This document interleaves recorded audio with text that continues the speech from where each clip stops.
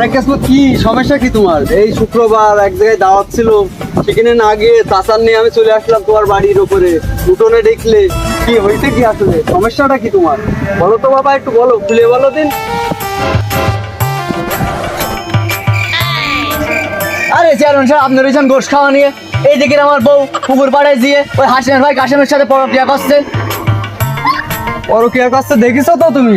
হ্যাঁ, আমি নিজের চোখে যেয়ে দেখে আইছি ওই জায়গায়। কোথায় কোথায় করছিল পরকিয়া? আরে ওই পুকুর পাড়ে হাঁস বাগাতে গেছিল আমার বউ ওই জায়গায়, বুকের উপর মাথা রেখে।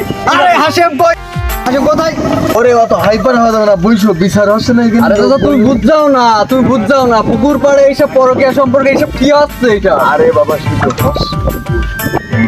এটা যে বিষয়টা, সেই বিষয়টা দেখা যাচ্ছে তোমার